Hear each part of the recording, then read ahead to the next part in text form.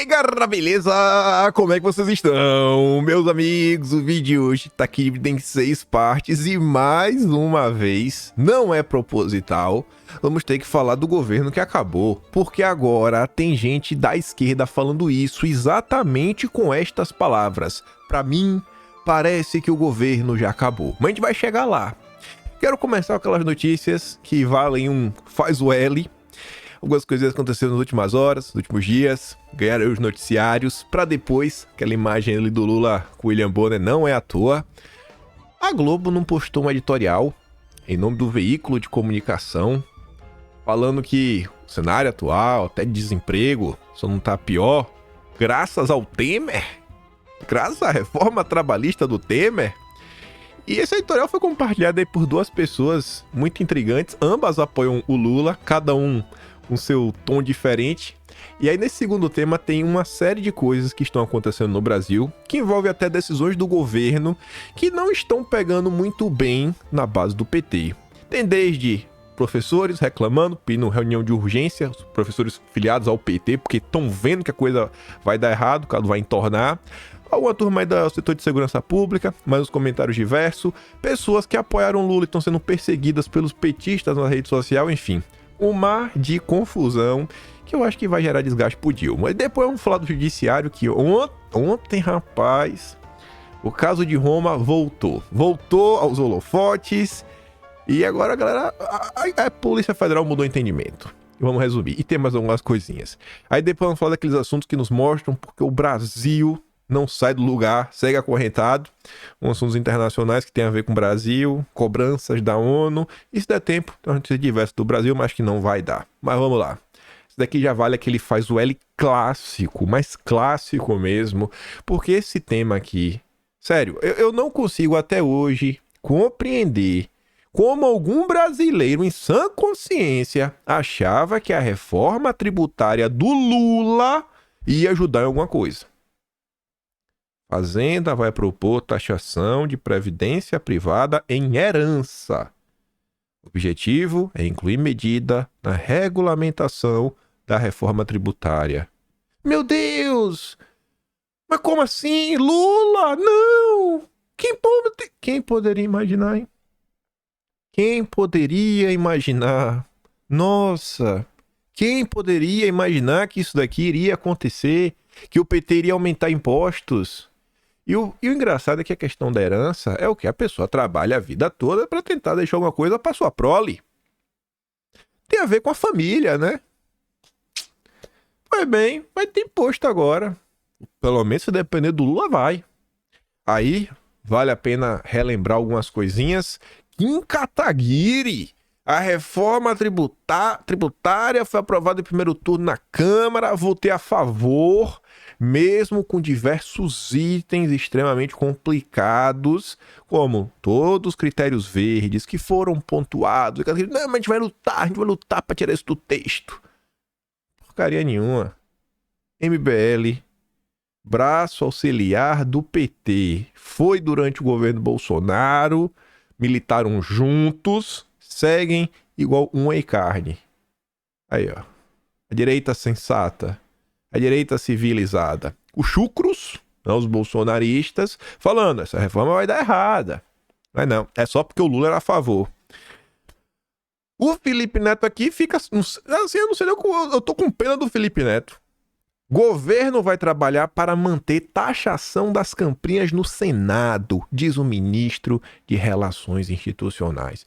Nem vou dar play no vídeo, peguei ali o frame primeiro. Ó, primeiro, a posição do governo é manter o texto original do governo, mas a proposta é de isonomia. Vai manter, vai trabalhar, vai militar no Senado, tá aí. Falando que o Lula ia vetar, né? Não, se passar o Lula veta. É? Vai vetar? Vai? Cadê? Cadê a valentia? Os deputados de direita deviam lançar uma campanha. Hashtag Veta Lula. Veta pelo bem do Brasil. Não puna o pobre. Só pra ver o que o Lula vai fazer. E aí, pra gente fechar esse primeiro bloco, rapidinho. Brasil registra 3.254 óbitos por dengue em 2024. O número é 175% maior que os óbitos do último ano, né, pela doença. E aí, quando a gente vai para termos internacionais, em números, Brasil lidera caso de dengue no mundo com 82% do registrado em todo o planeta. Recordista mundial. Ninguém vence o Lula. O Brasil de Lula não tem como derrotar, invencível. 80% de tudo que acontece no planeta no Brasil. Caso de dengue. Imagine se fosse o governo Bolsonaro. A gritaria que não ia ser. O Jornal Nacional falando do descaso da administração federal em relação ao que se passa no Brasil. Não existe um plano de controle de contingência. O Randolfo Rodrigues já iria estar entrando em campo para acionar o Supremo Tribunal Federal para retirar os poderes do Executivo e trazer, né, para as mãos, que é do Judiciário, que é da mão do Congresso, um plano para salvar o Brasil. Salvar o Brasil do Geno, como eles chamavam o Bolsonaro. Mas o governo Lula tá aí, tá de boa, pega nada, né? Isso aí, vida que segue. O governo Lula, só manda fazer o L, o máximo que você pode fazer, e não é capaz de você sofrer alguma coisa, viu? Mas vamos continuar. A situação pro Lula segue de mal a pior. Tá claro aí, não. Pro Lula continuar, é só com milagre. Só com milagre. É só com milagre. Só com um milagre. Eu vou até falar uma coisa pra vocês no final desse tópico aqui. Mas vamos continuar. Coisa interessante, comentei no canal secundário. A gente chega lá. Opinião do Globo. Desemprego em queda é reflexo de reforma trabalhista. Mudanças de 2017 são o principal fator para ampliação de vagas formais. Educação responde por maior renda. E o texto está falando ali, né, da importância, tá nesse parágrafo embaixo. O que explica a criação de vagas formais? A hipótese mais provável, de acordo com os economistas, é que seja reflexo da reforma trabalhista feita no governo Michel Temer, aprovadas em 2017. O Globo, né, já tá falando do governo Temer. Aí, Lene Cantanhede coloca para reflexão. Lene Cantanhede da Globo News passa a panista do Lula. Aí, o Leandro Demore, eu acho que percebeu, né, o que tá acontecendo. Acho que ele deixa bem claro com poucas palavras. Hahaha. A semana começou bem. O Estadão já é oposição. Folha de São Paulo já não passa mais pano. Veja, já tá bem crítica. E a Globo, né? A Globo tá começando a dar uma balançada. O último pilar de sustentação do governo Lula é a Rede Globo. Se a Globo pular do barco, não vai sobrar mais ninguém. Ninguém.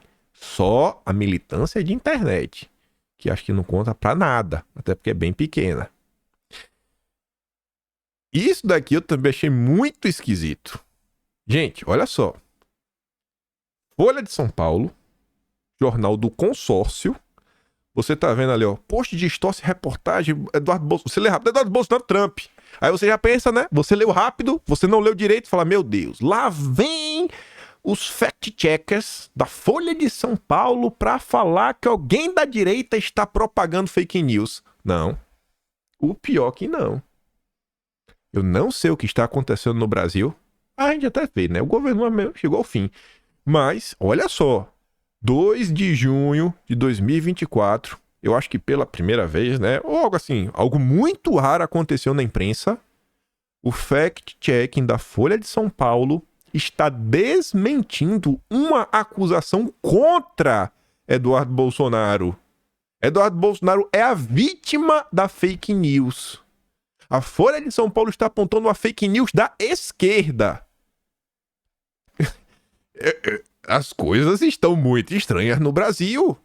Post distorce reportagem para acusar Eduardo Bolsonaro de doar dinheiro público a Trump. Site Intercept revela que PL, Partido Brasileiro, utilizou o valor para pagar advogado. Não há menção a Trump no texto. Aí tá ali, ó. É enganoso que o site Intercept Brasil tenha revelado que o deputado federal Eduardo Bolsonaro doou dinheiro público para a campanha do ex-presidente dos Estados Unidos, Donald Trump. O post distorce uma reportagem publicada pelo veículo no dia 23 de maio. Diz, o post com alegações enganosas foi feito cerca de 3 horas após a publicação da reportagem.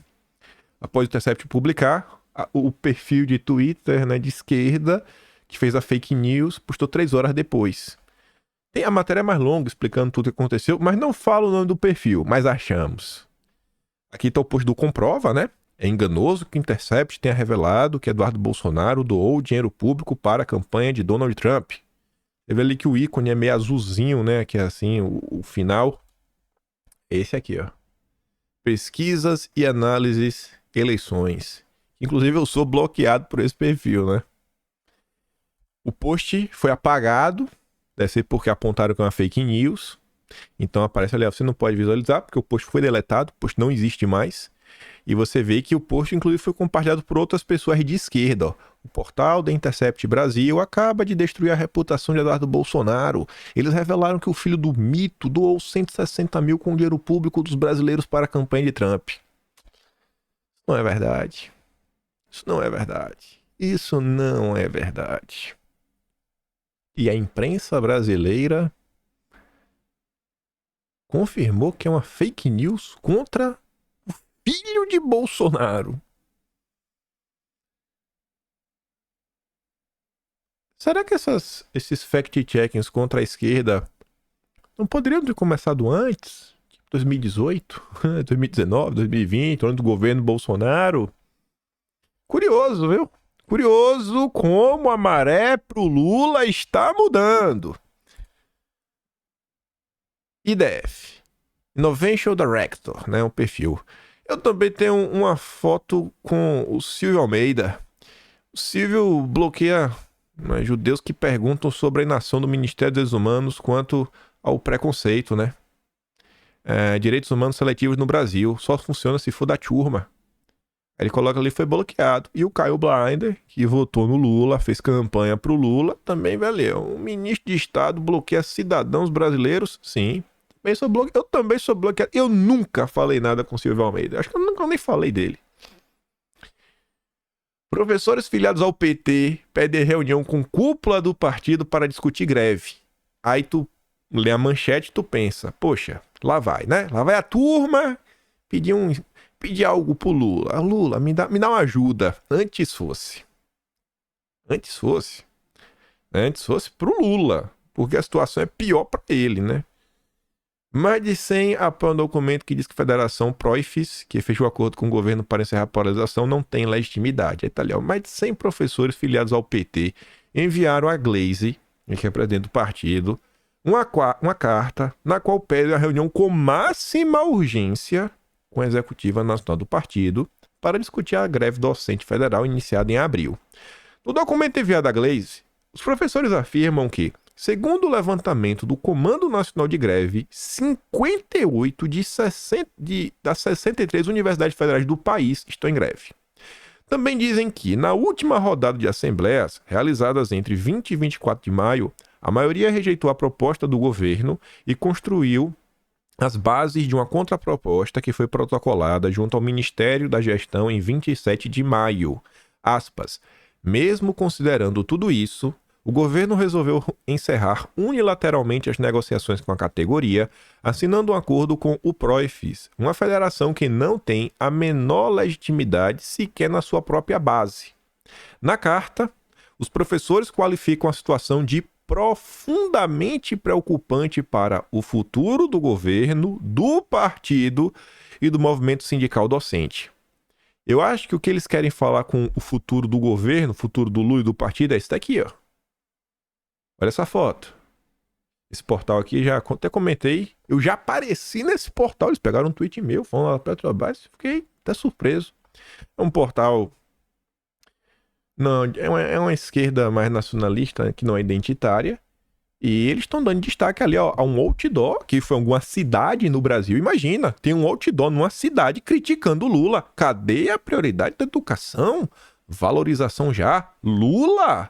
Assuma as negociações. Lula, faça alguma coisa. Será que Lula está perdendo apoio de sua própria base? Pra quem vai votar no Lula? Se nem os picanheiros o Lula tá ajudando. A situação tá ruim, viu? A situação tá ruim, viu, pro Lula? Pastor Alexandre Gonçalves. Polícia Rodoviária Federal, mas de esquerda pra valer. Esse cara odeia, mas qualquer pessoa que esteja um pouquinho mais ao centro. Passou da esquerda já é puro ódio. Esse é movido na força do ódio. Governo traiu pela segunda vez os policiais. Foi feito um acordo com o governo para retirada a emenda aceita pelo relator, o delegado Freitas. Acordo esse referendado pelo deputado federal Rogério Correia, que é do PT, em plenário, e fomos traídos com o veto. Agora, sobre o que era o veto? Sobre o que era o veto? Vocês vão se surpreender. Não era reajuste, nem pedido de qualquer privilégio. Era apenas, tão somente, o que todo servidor público tem direito: poder exercer atividade de professor e na área da saúde. Apenas isso. Como fica agora a ministra, aquela de gestão, né? É Dweck, não sei o nome dela direito. Nosso acordo assinado. Depois vão chorar nas redes, dizendo que os índices de aprovação do governo não melhoram. Se não cumprem acordos tão simples que não geram nenhum gasto ao governo, o que espera dessa gente? Faz o L, né, pai? Faz o L. Faz o L. Esse país está em um estado desanimador. Não sou professor, muito menos médico. Sou pastor não remunerado, policial rodoviário federal e diretor sindical não remunerado. Denuncio, como dirigente sindical, que o governo não cumpriu um acordo assinado para que a Polícia Rodoviária Federal, para que os policiais rodoviários federais, que são professores e médicos, não é o meu caso, possam exercer essas profissões na iniciativa privada. Aí aparecem os passadores de pano do governo traidor e dizem: se não está satisfeito, sai da PRF. É desanimador. É? É desanimador? É. Faz o L. Faz o L gostosão, aquele L bem grande. Não é falta de aviso, né? Eu entendo aqui essa demanda porque é o seguinte. Você pega o pessoal aí da área do direito. O cara é procurador, o cara faz aquilo outro. Ele não pode, às vezes, advogar, fazer aquilo outro. Mas ele, por exemplo, pode dar aula em alguma universidade. O cara pode dar aula, pode ser professor.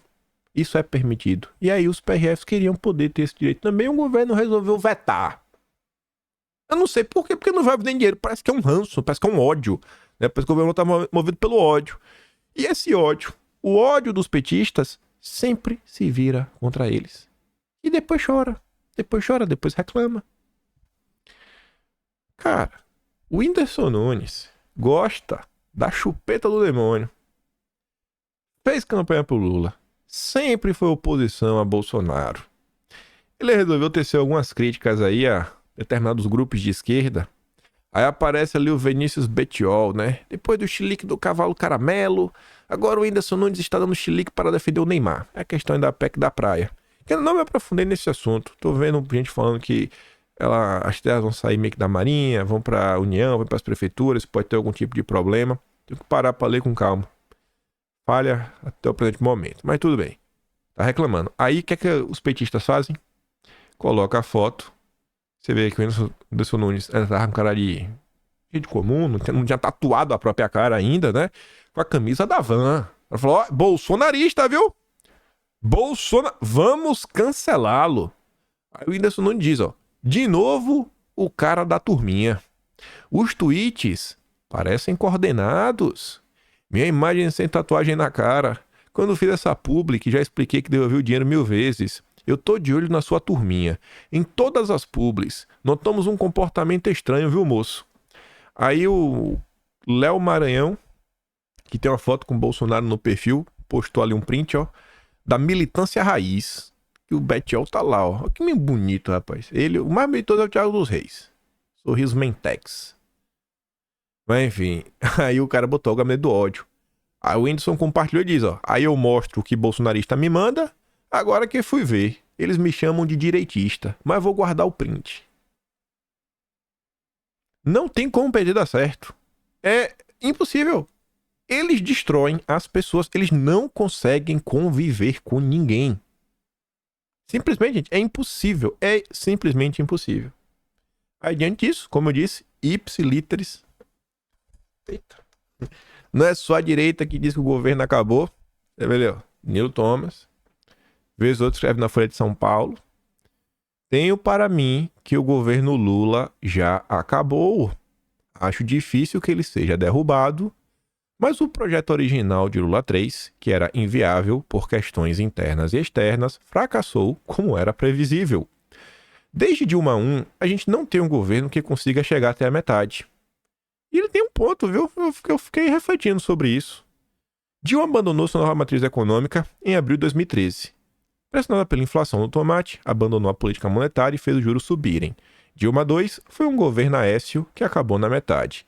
Temer durou menos de um ano, até maio de 2017, quando houve o grampo dos batistas. Bolsonaro durou até maio de 2020, que foi quando começaram a tomar, o governo, começar a impedir Bolsonaro de fazer diversas coisas, vide a própria nomeação do Ramagem, Lula que só aprovou, essa parte eu achei interessante, o termo que ele utiliza, Lula que só aprovou o que a direita liberal queria, já fez a água. A sua única chance é uma guinada à esquerda que não acredito que haverá. O PT e ele têm uma fé inabalável nessa conciliação que só beneficia de verdade um único lado. Como aconteceu a todo presidente que voltou como salvador da pátria, Perón, Carlos Andrés Pérez e Emmanuel Grau Bachelet está rumando para um final melancólico. Não foi falta de aviso. Não foi falta de aviso. O governo Lula tem muito imposto para tudo que é lado. Daí a gente pode até colocar, na questão do marxismo, um imposto progressivo o tempo todo, mais impostos, para, através disso, você basicamente acabar com a propriedade privada, porque o povo não vai ter mais nada. Mas tirando isso, já falei para vocês, não é que o Lula não goste de comunistas, não é que o Lula deixou de ser um comunista, etc. Mas você só usar o termo, o Lula é um comunista. Você não consegue mais descrever o Lula só com esse termo. Só com esse termo, você tem que falar, o Lula é um comunista, que gosta de globalistas, que serve aos interesses diversos, menos os brasileiros, principalmente interesses internacionais, que agora tem uma fé inabalável dentro da agenda verde, que ele vê como um caminho que ele pode obter controle, O autoritarismo é a marca do PT. Você tem que começar a colocar uma coisinha aqui, uma coisinha colar. E o Danilo ele coloca a direita liberal. Ele reconhece a existência de mais de um grupo da direita. Aí você pode brigar e falar, mas aí não é direita, o que você tá falando é a nova esquerda, isso, aquilo, outro. Você pode brigar com o cara, pela nomenclatura, ou você pode só tentar entender o que ele tá falando, porque ele não vai mudar de opinião sobre o que é direita liberal, nem vocês vão mudar de opinião sobre a nova esquerda ou liberal progressista. Pra mim, liberal é tudo de esquerda. Não tem nem a possibilidade de ser de liberal de direita. Mas o que ele tá comentando é o seguinte, cara, o que o governo tá apoiando é só medida que deixa os banqueiros felizes. A galera que é a esquerda sempre gostou de falar, os grandes neoliberais. Essa é a percepção de alguém de esquerda. Alguém de esquerda que não é da ala identitária. Ele não é um cara que apoia essas medidas identitárias de gênero. Não, fazer isso tipo a Janja. Vamos aqui priorizar, a luta pelas mulheres, não sei o que, lá no Rio Grande do Sul. Como se, que não ajuda todo mundo, sem olhar quem. Essa é a percepção de alguém que não tá na direita, na esquerda, Eu falei de esquerda, enfim. Que não tá na esquerda, que passa pano pra tudo o que o Lula fala. O que é que vocês acham? O governo Lula tem chance de dar certo? Tem chance de dar certo? Por isso que a gente já tem que começar a pensar. O que vamos fazer quando, em 1º de janeiro de 2027, a direita voltar ao poder? O que nós vamos fazer? O que nós vamos fazer? Porque, a não ser... Acho que até se for o governo Bolsonaro. Eu acho que vai ser basicamente impossível minar qualquer tipo de interesse ou penetração da galera aí de sempre que tá o tempo todo tentando sabotar o Brasil das mais diversas formas. Então, quanto mais coeso for o plano, mais força esse plano vai ter. Mas vamos continuar. Pegando até um gancho ali no final da questão do Whindersson Nunes. o gabinete do amor da turma dos petistas, pegando a questão ali do comprova, a esquerda mentindo. E os fact-checkers, dessa vez, denunciando as mentiras da esquerda. Mais uma vez a Folha de São Paulo vem lá, esse texto aqui é da Lígia Maria, que vem bem crítica nas últimas semanas contra a esquerda. Penalizar não é panaceia. Ela vai falar da questão do veto de Bolsonaro. Fake news são ruins, mas criminalizá-las com lei falha é pior para o debate público e para a democracia. Uma nova lei pode ser mais perniciosa do que o crime que se pretende punir, principalmente se criada de modo assodado, sem tipificação clara e sensata estipulação da pena. Esse é o caso do artigo de um projeto de lei vetado por Jair Bolsonaro em 2021. O Congresso manteve o veto sobre comunicação enganosa em massa, popularmente conhecida como fake news. Segundo o diploma, quem promover ou financiar campanha ou iniciativa para disseminar fatos que sabe inverídicos, capazes de comprometer o processo eleitoral, pode ser encarcerado por até 5 anos. Salta aos olhos que quem propaga inverdades é preso, mas não está claro o que acontece com quem as criou. Às vezes quem criou a mentira foi uma pessoa, mas quem a propagou foi outra. E aí? Quem criou vai ser punido ou não? Também é temerária a vaguidão. Quais critérios serão usados para atestar tais inverdades? Como provar que aquele que disseminou os fatos sabiam que eram verídicos? Basta lembrar que o TSE, durante a campanha eleitoral de 2022, proibiu a circulação de um vídeo com notícias de corrupção durante governos do PT, apesar de todos os ministros da corte concordarem que os fatos noticiados eram verdadeiros. A justificativa de Ricardo Lewandowski, que atualmente é ministro da Justiça e Segurança Pública de Lula, foi puro paternalismo. O cidadão comum não está preparado para receber esse tipo de desordem informacional. Ainda bem que tem alguém para proteger o cidadão comum dele mesmo.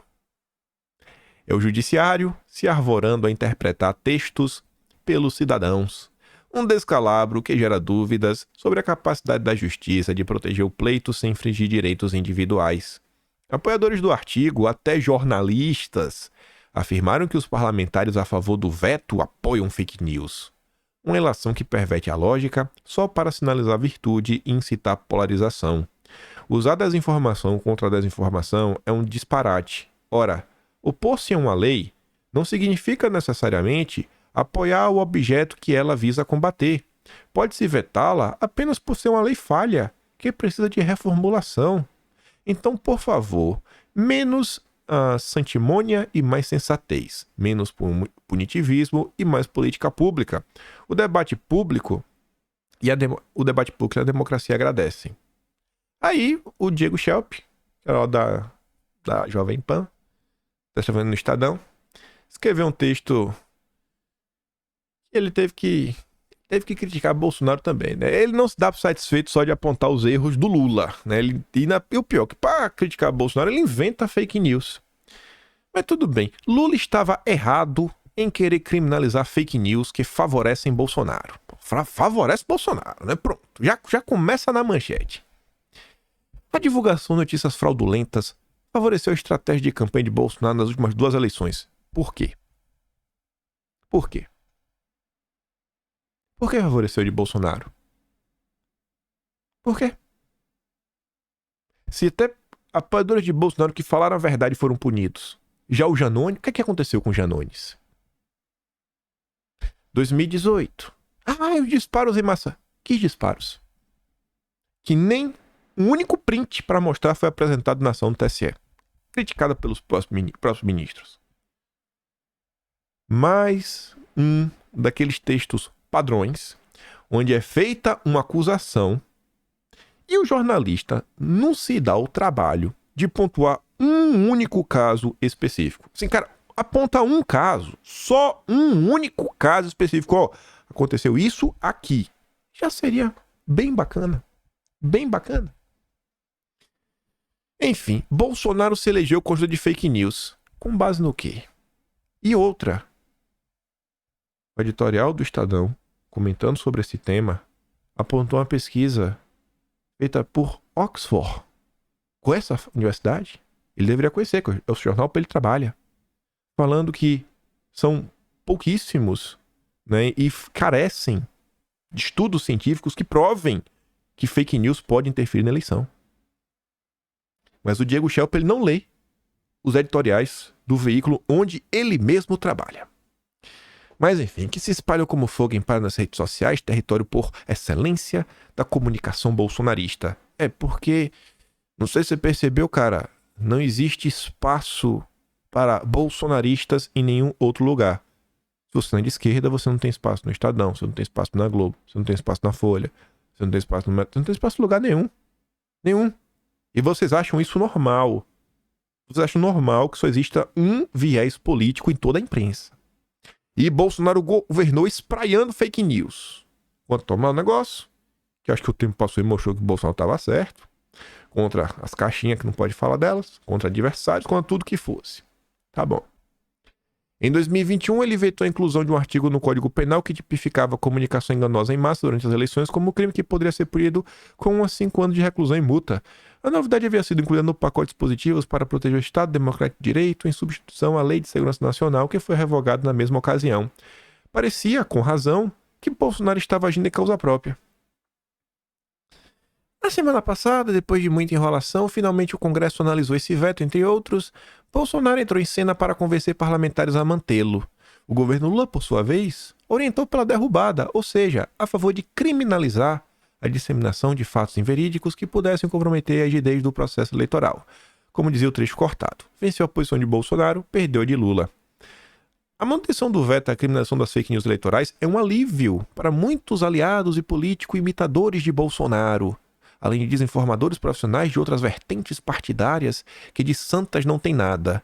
E ainda bem que isso aconteceu. Ninguém de esquerda, é só apoiador de Bolsonaro, tá? Vai ter mais de quê? De esquerda não tem ninguém. Não tem, todo mundo de esquerda é sensacional. Criminalizar as notícias fraudulentas é o jeito errado de combatê-las. Em vez de proteger a busca pela verdade, essa medida abriria brecha para ameaçá-la sob a desculpa de blindar a democracia. Eis um problema sem solução. Quem define o que são fatos sabidamente verídicos? Quem é o sabido a esse ponto? O Supremo que abriu de ofício um inquérito para apurar o que se chama de fake news em que tudo cabe, até reportagens baseadas em fontes e documentos verificáveis? O TSE, que em 2022 fez uma lista de palavras que não podiam ser usadas para descrever determinado candidato? O governo federal, que manda a Polícia Federal investigar simples críticas à atuação durante as enchentes no Rio Grande do Sul como se fossem notícias fraudulentas? Aí agora eu quero voltar porque eu falei no início. Toda santa vez que falam de Bolsonaro e seus apoiadores e a direita, é em termos genéricos. Não, foi eleito com base em fake news. Espalhou fake news. Quais? Eles nunca explicam. Na hora de falar do Lula, teve um inquérito que foi aberto pela Polícia Federal, que inclusive tem lá pessoas que só fizeram críticas. Teve ali o inquérito da fake news. Você vê a diferença? Quando você pergunta do Lula e de outras coisas, ele consegue especificar. Por que não faz a mesma coisa com a direita? Por que, rapaz? Explica. Mostra aí quais foram as fake news. Criminalizar a desinformação é uma péssima ideia. Muito melhor seria aprovar o PL 2630. Muito bom mesmo, né? Que não fala em crime, mas obriga as grandes empresas de tecnologia a coibir o anonimato e a desinformação em escala industrial e a promover transparência em suas redes. Vamos fingir que é só isso que o PL 2630 tratava, né? Coitadinho, inocente. Aí começando a entrar mesmo no nosso judiciário. Ontem, nossa gloriosa, que eu estou até, assim, preocupado mesmo. Primeiro, ontem ela foi de petista, né? Toda vermelhinha, bonitinha. Representa lá o PT. E aí, trabalhando na Globo News, e o iPhone dela só tem 2 lentes? Eu não conheço muito de iPhone, mas eu sei que o top tem 3. Tá trabalhando na Globo e não tem dinheiro pra comprar um iPhone decente? Tudo que essa mulher faz pelo Lula e nem um iPhone decente dão pra ela? Isso é um absurdo. O Lula tinha que cair. A Daniela Lima não tem direito a um telefone com 3 lentes. Mas enfim, ela deu uma exclusiva, super informação. O quê? Ela basicamente leu a mensagem que recebeu do cara lá, do grande ministro. O Enio fala assim, rapaz, a declaração exclusiva, né, do ministro é um simples elogio que foi enviado pelo WhatsApp. Foi lida ao vivo, pelo celular, palavra por palavra, na maior emissora do país. Qual a diferença dessa notícia para uma nota oficial feita pelo TSE? É demais, né? Mas isso não salta tanto aos olhos quanto essa daqui. Polícia Federal muda de posição e indicia a família pelo caso de hostilidade, né, lá no aeroporto de Roma. Em nota, o advogado Ralph Tortman, que representa a família, afirmou que a mudança causa perplexidade. Essa drástica mudança acontece sem que nada de novo, nenhuma outra prova tenha sido juntada aos autos. Para a Polícia Federal, os três cometeram um crime de calúnia por acusarem o ministro de confusão nas eleições. A Polícia Federal cita como agravante o fato das ofensas terem sido dirigidas a um funcionário público, o que pode endurecer a pena em caso de condenação. Roberto Mantovani também foi indiciado pelo tapa no rosto do filho do ministro. A Polícia Federal imputa ao empresário o crime de injúria com violência ou vias de fato. Eu não sei, eu não entendo direito, né? Mas eu gostei desse termo, vias de fato. Assim, tava pra fazer. A virada acontece após uma troca na condução do inquérito. Um novo delegado assumiu o caso em abril. A investigação foi conduzida inicialmente pelo delegado Hiroshi de Araújo Sakaki. Em fevereiro, ele deu o caso por encerrado e não pediu o indiciamento da família, com a justificativa de que não foi possível cravar se houve troca de ofensas, já que as imagens das câmeras do aeroporto não têm som. O delegado reconheceu que Roberto Mantovani bateu no rosto do filho do ministro, mas também não indiciou o empresário, por ser um crime de menor potencial ofensivo cometido fora do país. Depois que a Polícia Federal apresentou o relatório final da investigação, a PGR pediu o novo interrogatório de Roberto Mantovani para saber se ele manipulou o vídeo do entreveiro e espalhou uma versão editada no WhatsApp. Na prática, o pedido reabriu inquérito. Aí o Hiroshi Sakaki então pediu para deixar o caso, e aí o caso foi redistribuído ao delegado Tiago Severo de Rezende, coordenador de contra-inteligência da Polícia Federal. Ele quem assina o parecer enviado nesta segunda ao Supremo.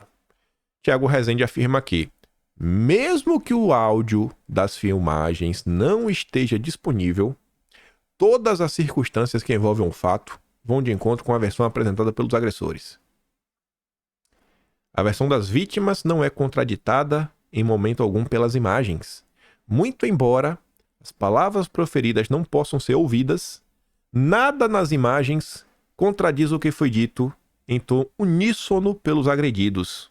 Volto a enfatizar que a palavra da vítima, em caso onde versões são basicamente o cerne da questão, deve sempre ter peso diferenciado. Realmente. Temos que ficar sempre do lado da vítima. Sempre. Sempre. Sempre. Mais ainda quando os demais instrumentos de prova colhidos apontam na mesma direção. O delegado afirma ainda que as agressões vão na linha de publicações encontradas no celular do empresário, o que em sua avaliação confirma a causa de agir. Eita, não compartilhando aí, vou terminar aí. Tem nenhum comentário mais nesse caso. A não ser que, não sei porquê, né? Ali, está assinado pelo Andrei, né? O diretor-geral da PF. Parece que o delegado, que mudou a conclusão do caso do aeroporto de Roma, foi promovido a oficial de ligação junto à Europol em Haia, 2 anos ganhando em euro e com gratificações pela mudança com a família. Ele é o designado servidor Tiago Severo Rezende, na 16 de maio de 2024. Mas vamos continuar. Falando na nossa justiça brasileira. Graças a Deus, hein? O que seria de nós sem ela? Essa matéria aqui na Veja. Antes que alguém fale que algum site bolsonarista defendendo o Elon Musk. Não. A Veja, viu? Na Veja. Veja. Ó, Robson Bonin. Tropa dos grisalhos, que odeia Bolsonaro. A bizarra investigação do Ministério Público Federal contra a Starlink de Elon Musk. Na lógica do órgão, a empresa deveria identificar os garimpeiros antes de fornecer o serviço. Uma nota bem irônica e sarcástica. O Ministério Público Federal abriu recentemente um bizarro inquérito contra a Starlink do Elon Musk. O objetivo da investigação é apurar a possível falta de rigor da empresa do Elon Musk ao fornecer antenas na Amazônia. A coisa toda começa com a constatação de que garimpeiros que destroem a floresta estão usando o serviço da Starlink. Tá. O problema todo está na efetividade do que o Ministério Público Federal propõe. Olha só. Na lógica do órgão, a Starlink deveria fazer o que até hoje nem o Exército, nem a Polícia Federal, nem governos sucessivos no Planalto conseguiram fazer, que é evitar que a internet sirva também a criminosos. O texto da abertura do inquérito sugere que a empresa deveria verificar a identidade dos usuários das antenas na floresta e a veracidade da documentação apresentada e dos endereços declinados no momento da contratação, além de possíveis desconformidades nos dados cadastrais dos clientes. A ação da Amazônia, se vingar, poderia ser levada a todo o país. O Ministério Público Federal poderia investigar empresas de telefonia pela possível falta de rigor na venda dos celulares que acabam nas mãos de membros de facções criminosas nos presídios. O combate ao crime de fato seria outro. Seria importante também cobrar de fabricantes de geladeiras que descubram para onde seus aparelhos estão sendo levados. Na loja, o vendedor teria de perguntar: o senhor vai usar essa geladeira onde? Hein? Não é no garimpo não, né? Não pode. No garimpo não pode ter geladeira. Aqui caberia abrir investigação para apurar a conta de quem vende barcos e ferramentas aos garimpeiros também, diante da elevada adesão dos trabalhadores a esses equipamentos. E realmente, né? Se você vender uma chave de fenda, você tem que olhar, mas pera aí. A chave de fenda é pro garimpo? E aí? Tem que provar que não é, senão não pode vender a chave de fenda. Um prego? Tá de brincadeira, né? Tá de brincadeira. Graças a Deus que a gente tem um Ministério Público Federal para proteger o Brasil. Graças a Deus, graças a Deus. Aí o Estadão vem na sequência para nos informar que Elon Musk leva internet e comunicação útil a indígenas da Amazônia, mas também pornografia e violência. Pronto. Rapaz, Elon Musk. Mulher para os índiozinhos, rapaz. Aí tá demais, bicho. Aí tá demais. A culpa é do Elon Musk. Tá lá, né? Brincando com as coisinhas lá, os índiozinhos. Elon Musk. Elon Musk. Como é que põe uma coisa dessa? Eu ia falar, fiscal de você sabe o que, né? Tem que fiscal, ei, essa mão aí, viu? Um braço tá maior que o outro. Ou o braço tá maior que o outro, hein? Não vou vender. Vai ter que fazer agora, tem que dar um exame, né? Comprar a antena, o índio. Se os braços tiverem tamanho diferente, não pode. Mas aí se o cara for ambidestro, aí tá. É uma loucura o Brasil, gente. O Brasil é uma loucura. O Brasil é uma loucura. Essa matéria que eu tinha visto, e meio que passou batida no primeiro momento. No sentido de, pô, vi, beleza, bacana, meu Deus, preocupante o que tá acontecendo no Brasil. Mas aí quando eu vi esse comentário, eu falei, nossa, como estou me acostumando com o absurdo, né? Basicamente isso. Nota no Lauro Jardim, Jornal Globo. Como o PCC sinaliza seus postos de gasolina espalhados Brasil afora. Aí diz que tem lá uns balãozinhos, né? Balão, bola de soprar, de festa. Aí o Renato fala assim, rapaz, vocês sabem que os postos são da facção. Por que o Ministério Público não age? É mais importante discutir a emergência climática do que o crime organizado? Eu falei, rapaz, esse bicho tem um ponto. Esse bicho tem um ponto. A gente sabe que tem uma coisa que tá errada. Mas é aí que a gente tem que combater primeiro o Elon Musk, né? Temos que combater primeiro o Elon Musk. E os garimpeiros que estão usando a sua internet. Pegando o gancho sobre as prioridades, combater as emergências climáticas, falando até do governo Lula, olha o Bessias. Chefe da AGU diz que Congresso aprova leis que ameaçam a humanidade. Sabe que leis são essas? Que vão contra a Agenda Verde. O ministro-chefe da AGU, Jorge Messias, fez duras críticas ao Congresso pelo debate e aprovação de leis na área ambiental que ameaçam a humanidade. As declarações do chefe da AGU foram feitas no seminário Meio Ambiente Global na Amazônia e no Distrito Federal. Na universidade, lá particular de Brasília, tinha gente do ISA, do ICMBio e outro lugar lá. Só ongueiro, só a nata dos ongueiros lá. Você tá vendo aí como estão as coisas, viu? O governo Lula, 100% SG das ideias. Messi alertou ainda que o debate em torno das mudanças do clima deve estar acima das diferenças ideológicas do Congresso. Esse debate não pode estar limitado do ponto de vista ideológico, ou seja, todos têm que ser de esquerda. Todos têm que pensar igual à esquerda. Você não pode discordar. Você não pode discordar. Tem que aceitar o que a esquerda diz. Porque a esquerda está lá da ciência. Ou nós temos consciência que daqui para frente nós não temos um segundo a perder, ou nós vamos ter sérios problemas civilizatórios. Aí eu volto ao que eu falei lá atrás. Se você falar apenas, o Lula é um comunista, em qual contexto você vai colocar isso daqui?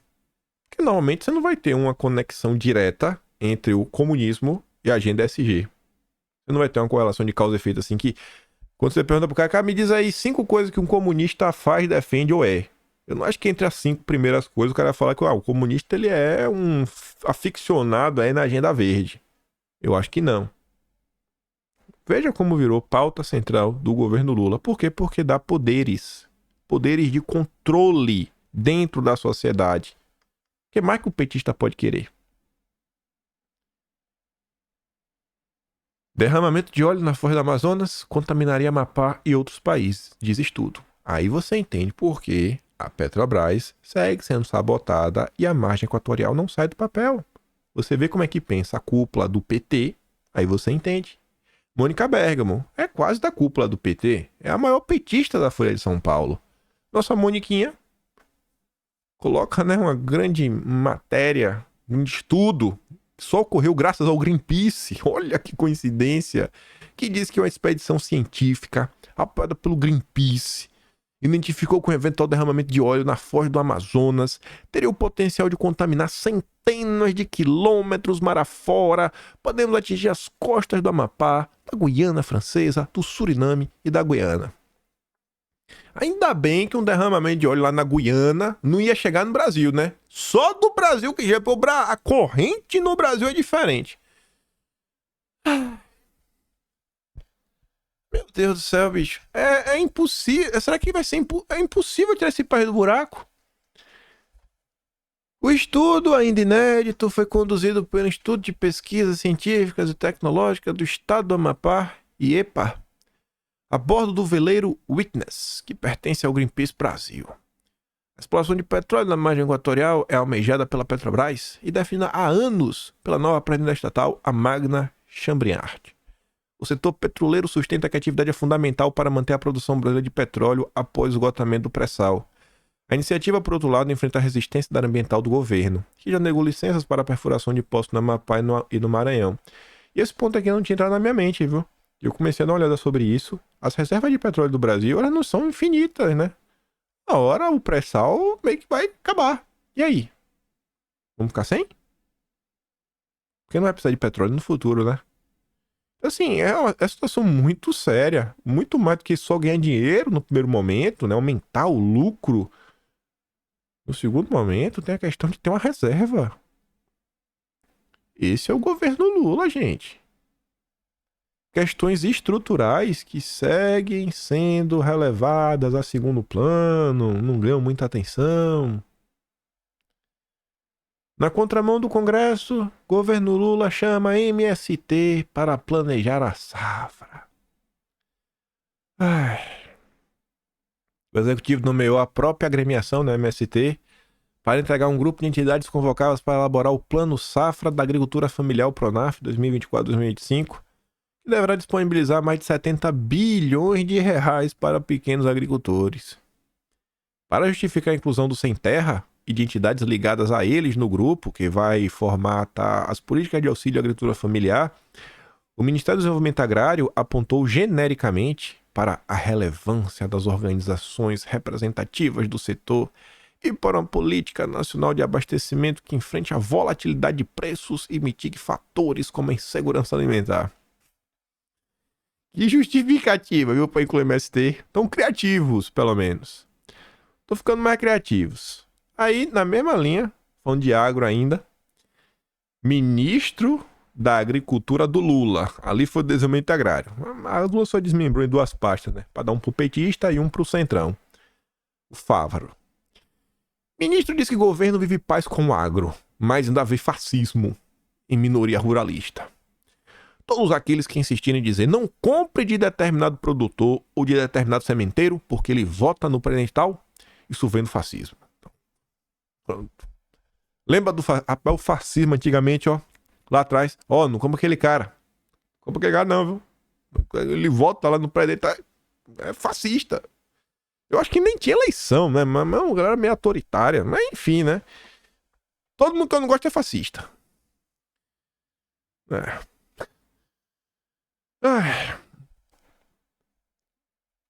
E seguindo a linha de agro, sem querer ser muito chato, mas eu sei que eu vou ser.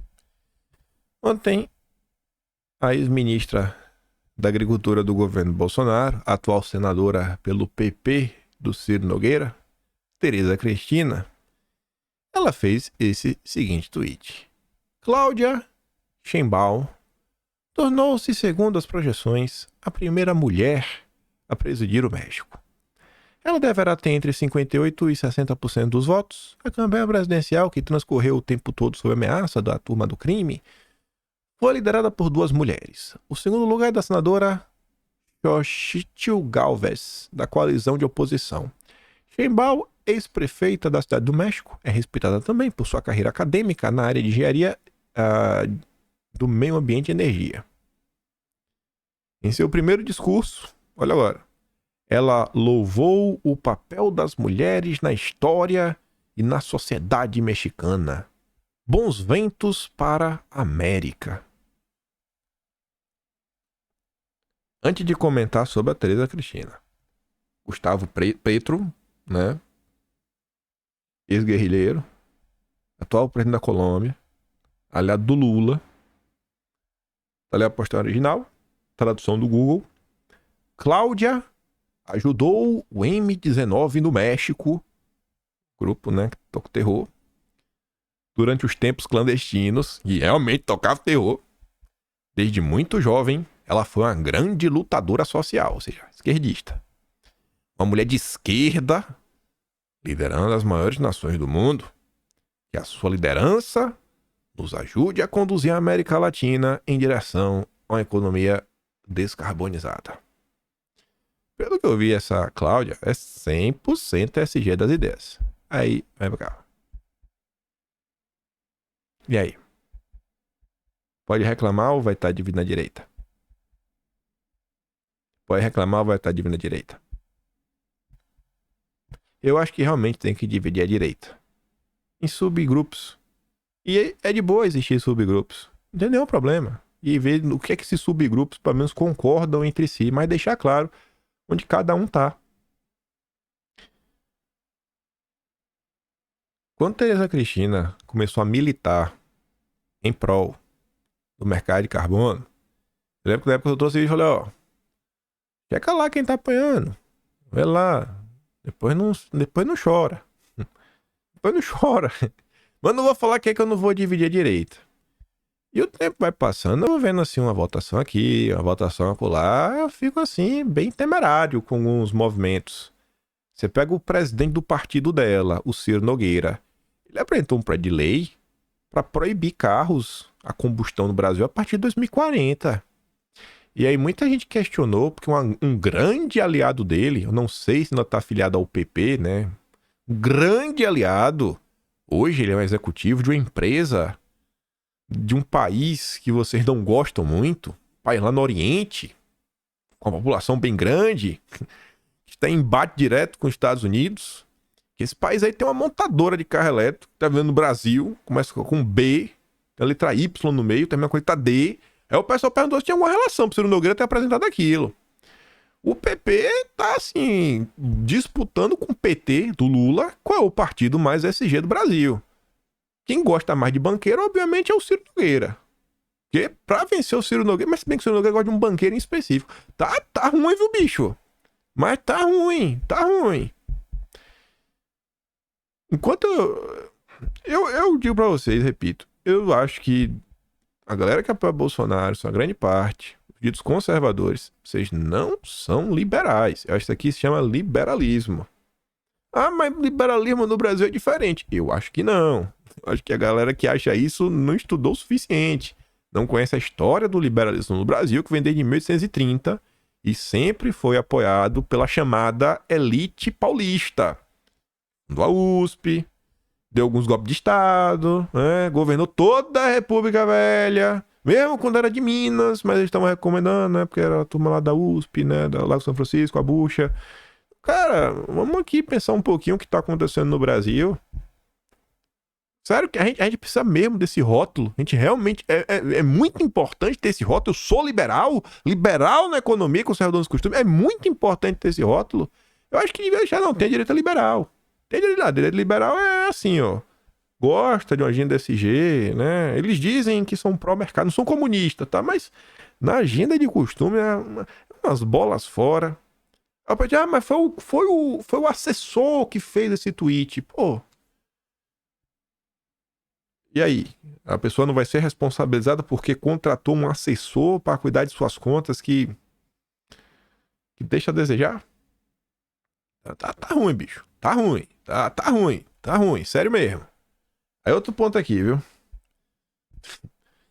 Eu já não gosto dele. Eu vejo uma coisa dessa. Escute o Galípolo falando do Roberto Campos Neto, nosso grande liberal, um adorador da Agenda Verde. Eu acho normal que para diretores que tenham tempos de casa distintos e que já comunicaram, quando você tem mais tempo de casa, o que é a sua função, reação, como é que você reage, você possa ter uma percepção do que é substancial diferente, né? A brincadeira que eu fiz várias vezes é que pegar o caso do Roberto, por exemplo, ele entregou tanta coisa e foi uma gestão tão exitosa que ele está na volta da vitória realmente aqui dentro do Banco Central, né? E aí quando você conquista tanto, você ganha graus de liberdade, né? Eu acho que isso não fala que o Roberto Campos é um cara ruim.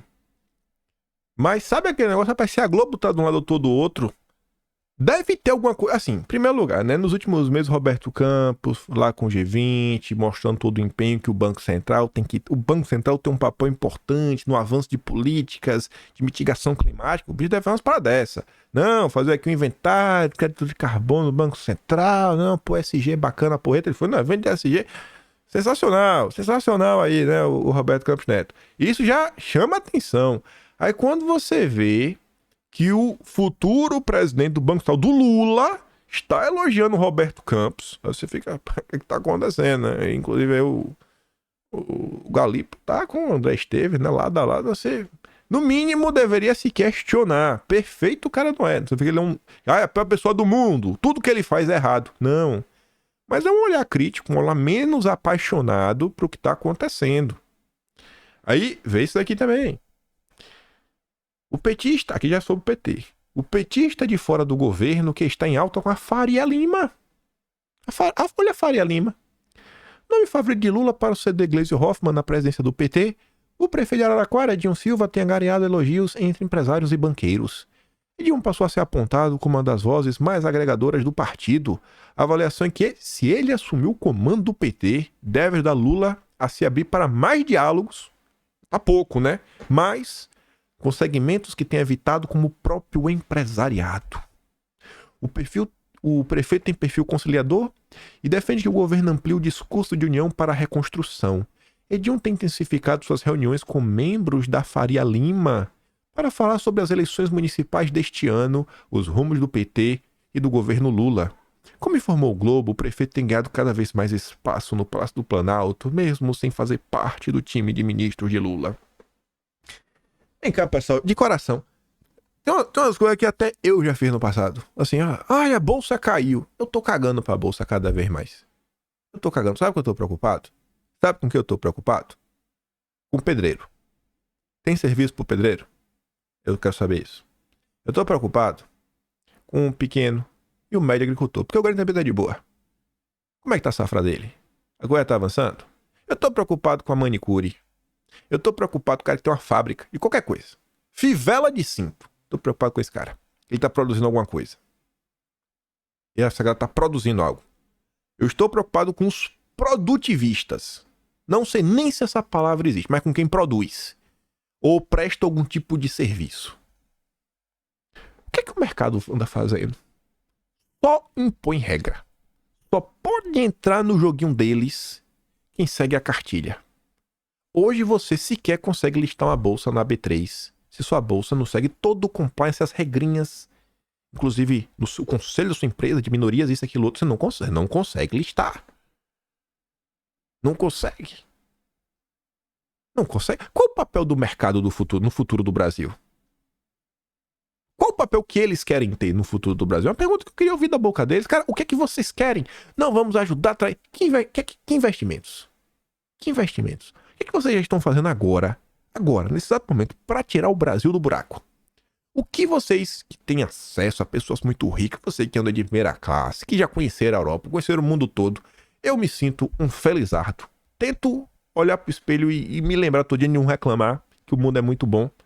Tento até hoje ver que eu estou de férias, pelo simples fato que eu tô morando na Austrália. O Mac já virou minha casa, né? Casei, filho, tudo mais. Mas ainda assim, não, tô de férias. Nunca conheci nenhum outro país.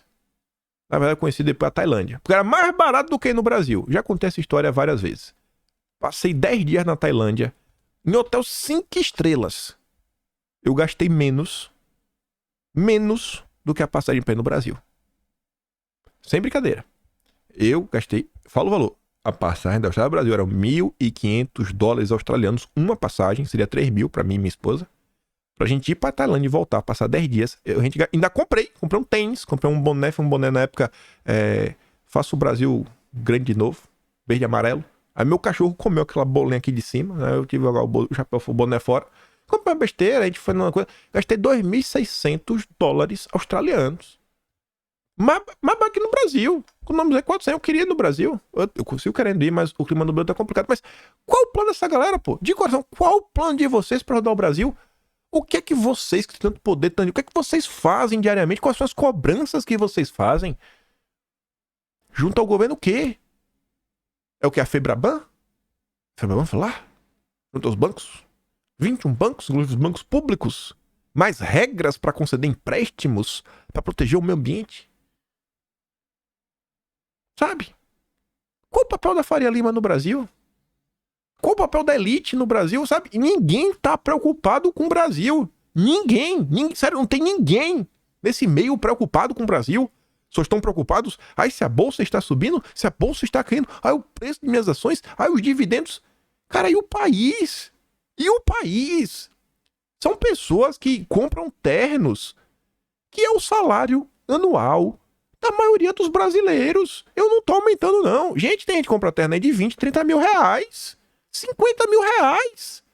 O brasileiro que ganha salário mínimo, ele não ganha isso no ano. É bolsinha da Gucci. Louis Vuitton, quanto é uma porcaria de uma bolsa dessa?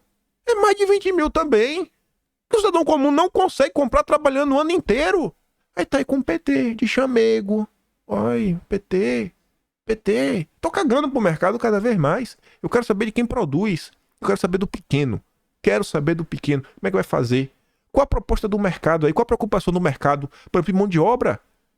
As empresas que querem investir vão ter que ter mão de obra. Qual a proposta de vocês aí? Qual a pressão que vocês fazem diariamente para melhorar o nível de educação no Brasil?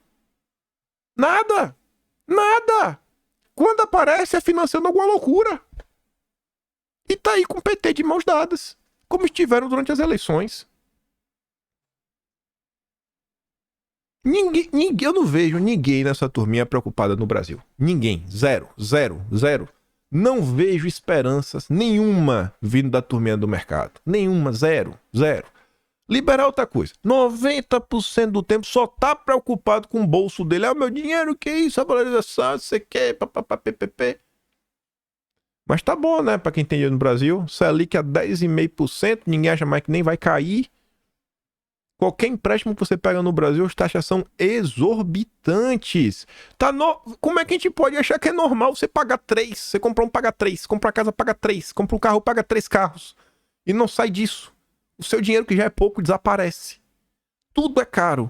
Tudo que você importa tem um imposto extra. Nada que é produzido no Brasil realmente é valorizado. Não tem nenhuma política real, concreta. O caso do arroz, recentemente. Você tá vendo um vídeo do CNN? O negócio é absurdo. Começou com 400 milhões, virou 7 bilhões, vai comprar, importar lá da Ásia. As regras lá é uma que os produtores rurais brasileiros têm que cumprir regras muito mais duras. E todo mundo falando que não ia faltar arroz. Por que não comprou do Brasil? São umas confusões, uma falta de prioridade. Que no final do dia eu fico pensando, como você vai conseguir melhorar a vida do trabalhador? A gente tem o Partido dos Trabalhadores. Cara, vamos aqui, a gente não pode ter uma medida. Uma. Pra melhorar a vida do povo. É demais. É pedir demais. A gente tá fadado isso aqui até 2026. Vai ser esse caos. Todo santo dia a gente tem que acordar, ler, ver quais são as maldades, tentar impedir que a censura avance. Porque ainda tem essa. Tem que impedir que a censura avance. Não tem nada de bom. Não é de ser animadora. A gente se anima só quando... o Lula tá sendo desgastado. Porque a gente tem certeza que a gente vai voltar. Só. Esse é o Brasil. Esse é o Brasil. É isso. Vai ser isso pro resto do dia. Não é possível. Não, eu me recuso.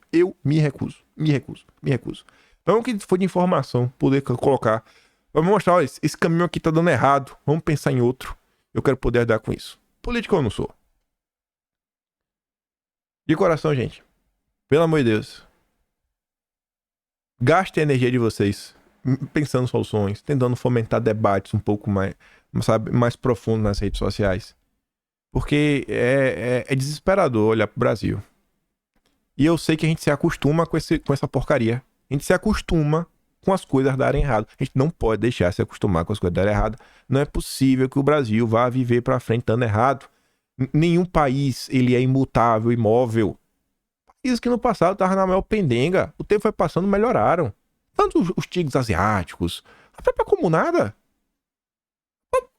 Tem países que a coisa avança, assim também como tem países que sempre tiveram bem e agora estão na pior. A maioria dos países europeus. Os próprios Estados Unidos vem cambaleando, com medidas malucas, sem pé nem cabeça. Precisamos, pelo amor de Deus, começar a discutir umas coisinhas mais sérias, mais concretas, pra dar algum jeito no país. Porque do jeito que tá insustentável. Enfim. Vou ficar por aqui. Se gosta do meu trabalho, quiser dar um tiquinho mais, passar no meu canal, tem um botão de valeu, tem um peito na descrição, tem um Atlas brasileiro, sempre falo isso, né? Estamos registrando tudo que tá acontecendo. Essa era Lula, nunca teve um governo na história do Brasil, não há era tão catalogado. Dia 15 agora saiu de abril, já estamos escrevendo de maio, acabou agora o mês de maio, né?